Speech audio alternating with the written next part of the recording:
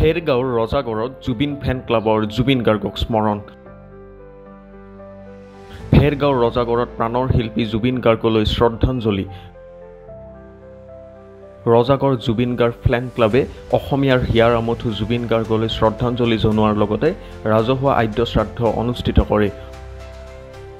অঞ্চলটোৰ সহস্ৰাধিক লোকে অনুষ্ঠানত উপস্থিত থাকি প্ৰাণৰ শিল্পীগৰাকীলৈ শ্ৰদ্ধা নিবেদন কৰে।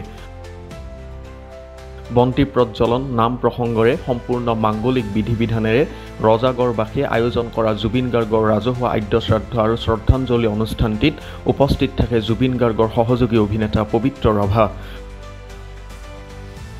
প্ৰমোদ হাজৰিকাৰ সঞ্চালনাত অনুষ্ঠিত স্মৃতিচাৰণ সভাত জুবিন গাৰ্গক সুঁৱৰি আৱেগিক হৈ পৰে জুবিনৰ সহযোগী পবিত্ৰ ৰাভাৰ লগতে উপস্থিত সহস্ৰাধিক জুবিন অনুৰাগী। শ্ৰদ্ধাঞ্জলি আৰু আদ্য ছাত্ৰ অনুষ্ঠানৰ পৰাই জুবিন গাৰ্গৰ সপোন আৰু ভালপোৱা কৰ্মবোৰৰ দ্বাৰাই জুবিনক জীয়াই ৰখাৰ সংকল্প গ্ৰহণ কৰে ৰজাগড় জুবিন গাৰ্গ ফেন ক্লাবে।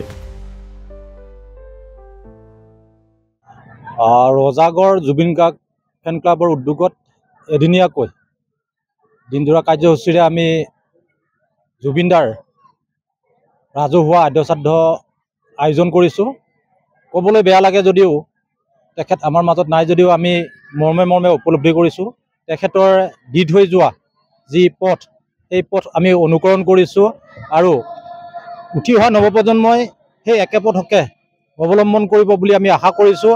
আমি সেই একে পথৰে যিহেতু যাত্ৰী, আমি আশা কৰিম তেখেতে যি গছ গছনি মানৱ জাতিৰ পৰা আৰম্ভ কৰি জীৱ জন্তু যেনেদৰে ভাল পাইছিলে, তেনেদৰে আমিও সেই একে পথৰে প্ৰতি গৈ সকলোৰে লগত সমিল মিলেৰে থাকি এক ভাতৃত্ব সদৃশ সমিল মিল আমি ৰক্ষা কৰি আমাৰ আহি থকা নৱপ্ৰজন্মক আমি সকলো দিশতে শিক্ষা স্বাস্থ্যৰ পৰা সকলো দিশতে যাতে আগবঢ়াই লৈ যাব পাৰোঁ। জুবিনদাই যি কৰিছিল, দুখীয়া দৰিদ্ৰ জনতাৰ কাৰণে যি সেৱা আগবঢ়াইছিল, তাৰ প্ৰতি আমি লক্ষ্য ৰাখি নিজকে আমি সদায় চেষ্টা অব্যাহত ৰাখিম। কিয়নো তেখেতে দি থৈ যোৱা পথ, তেখেতৰ যি কৰণীয় কামসমূহ আধৰুৱা হৈ ৰ'ল, সেই কামসমূহ যাতে আমি উঠি অহা নৱপ্ৰজন্মই যাতে পূৰণ কৰিব পাৰোঁ, তাৰ কাৰণে আমি প্ৰতিটো মুহূৰ্ততে আমি উপলব্ধি কৰিম আৰু নিশ্চয় 100% নোৱাৰিলেও আমি তাৰ কিছু সংখ্যক কাম আমি কৰিবৰ কাৰণে বদ্ধপৰিকৰ হ'ম।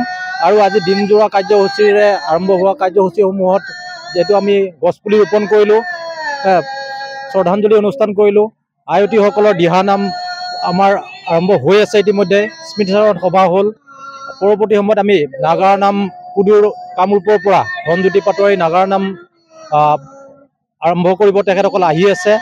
আমি আশা কৰিম ৰাইজে যিটো স্বতঃস্ফূৰ্ত সঁহাৰিৰে ওলাই আহিছে, ৰাইজৰ হকে কাম কৰাৰ যিজন ব্যক্তি আমাৰ মাজৰ পৰা আজি নাইকিয়া হৈছে, আমি সঁচাকৈয়ে মৰ্মাহত হৈছোঁ। তেনে এগৰাকী ব্যক্তিক যিসকল কালপিতে মাৰি পেলালে বুলিয়ে ক'ব লাগিব। তেখেতসকললৈ আমাৰ অনুৰোধ যাতে চৰকাৰখনে নিৰ্দিষ্ট সময়ৰ ভিতৰত কালপিতসকলক উদ্ধাৰ কৰি তেখেতসকলক কঠোৰতকৈ কঠোৰতম শাস্তি প্ৰদান কৰক। যাতে আমি আশা কৰিম ৰজাগড় জুবিন গাৰ্গ ফেন ক্লাবৰ তৰফৰ পৰা যে যিসকল ব্যক্তিয়ে জুবিন গাৰ্গ হত্যাকাণ্ডৰ লগত জড়িত হৈ আছে, তেখেতসকলক কম সময়ৰ ভিতৰত ফাঁচী কাঠত ওলমাব লাগে। কিয়নো তেখেত হৈছিলে ৰাইজৰ মানুহ, ৰাইজৰ হৈ তেখেত যিসমূহ কাম কৰিছিলে, তেনে এজন ব্যক্তিৰ নিৰ্মমভাৱে হত্যা কৰা হৈছে। আমি বিভিন্ন সংবাদ মাধ্যমৰ জৰিয়তে দেখা পাইছোঁ যে সেই ব্যক্তিসকলক ইতিমধ্যেই কৰায়ত্ব কৰিছে যদিও কোনো ধৰণৰ যাতে ৰাজকীয় সা সুবিধা তেখেতসকলে প্ৰদান নকৰে বা চৰকাৰখনে সুবিধা প্ৰদান নকৰে, তেখেতসকলক কম সময়ৰ ভিতৰত যাতে ফাঁচী কাঠত ওলোমাই, তাৰে আমি কামনা কৰিছোঁ। ধন্যবাদ।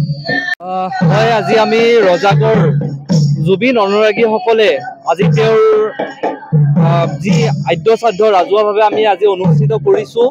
আৰু এই আদ্য শ্ৰাদ্ধ অনুষ্ঠানটো আচলতে আমি আদ্য শ্ৰাদ্ধ হিচাপে আমাৰ কোৱাৰ সেই সাহস বা সেই মানসিকতা আজি আমাৰ নাই।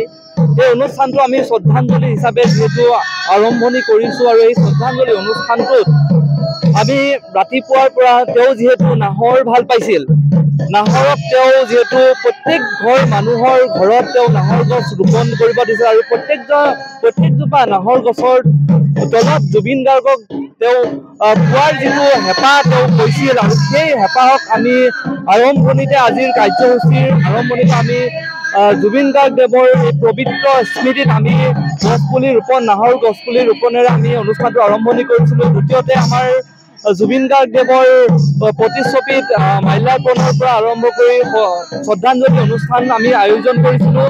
তাৰপিছত আমি বিভিন্ন জাতি জনগোষ্ঠীৰ, যিহেতু জুবিন দাই কৈছিল যে মোৰ কোনো জাতি নাই, মোৰ কোনো ধৰ্ম নাই, মোৰ কোনো ভগৱান নাই, মই কাঞ্চনজংঘা।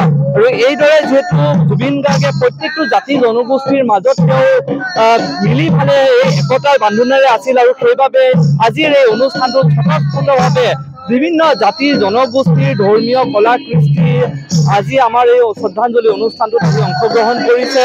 লগতে আমি এই অনুষ্ঠানটোৰ লগত এখনি স্মৃতিচাৰণ সভা আমি আয়োজন কৰিছিলোঁ, আৰু এই স্মৃতিচাৰণ সভাখনিত জুবিন গাৰ্গৰ একেবাৰে প্ৰিয় বন্ধু, হয়তো আমি প্ৰিয় বন্ধুৰ তালিকাখন আমি যদি জুবিন গাৰ্গৰ চাব যাওঁ, সকলোৱে প্ৰিয় বন্ধু বা সকলোৱে আপোন, কিন্তু তাৰ ভিতৰতো পবিত্ৰ ৰাভাদেৱ সঁচাকৈ এজন প্ৰিয় বন্ধু আছিল জুবিন গাৰ্গৰ। আৰু তেওঁ আমি আজি এই স্মৃতিচাৰণ সভাখনিৰ মুখ্য ব্যক্তি হিচাপে আমন্ত্ৰণ জনাইছিলোঁ, আৰু তেওঁ আহি তেওঁৰ যি জুবিন গাৰ্গৰ লগত জড়িত যিবিলাক স্মৃতি আমাক সঁচাকৈ তেওঁ আহি অৱগত কৰিলে। আমাৰ চকুত চকু পানী আজি স্বতঃস্ফূৰ্তভাৱে ওলাই আহিছে। আজি বুলিয়ে নহয়, সেই দিনটোৰ পৰাই আমাৰ এই যি মানসিকতা, যি এটা খুব বেয়া মানসিক বা খুব এটা বেয়া মনেৰে আমাৰ যিসকল ব্যক্তিয়ে এই ঘটনাটো কৰিছিল, আচলতে ক'ব লাগিব যে জুবিন গাৰ্গৰ মৃত্যু হৈছিল নে হত্যা হৈছিল সেই সন্দৰ্ভত কিন্তু এতিয়াও স্পষ্ট হৈ উঠা নাই। গতিকে জুবিন গাৰ্গৰ মৃত্যু হৈছিল নে জুবিন গাৰ্গদেৱক আচলতে হত্যা কৰা হৈছিল, এইটো ন্যায়িক প্ৰক্ৰিয়াৰে কিন্তু অতি সোনকালে বিচাৰ কৰি কিন্তু অসমৰ ৰাজ্যক চৰকাৰে অৱগত কৰিব লাগে। আমি তাকে কামনা কৰিছোঁ, জুবিন দাই ন্যায় পাওক, জুবিন দা সদায় আমাৰ মাজত জীয়াই থাকিব। আমি এজন জুবিন অনুৰাগী হিচাপে আজিৰ এই দিনটোত তাকেই কামনা কৰিছোঁ। ধন্যবাদ।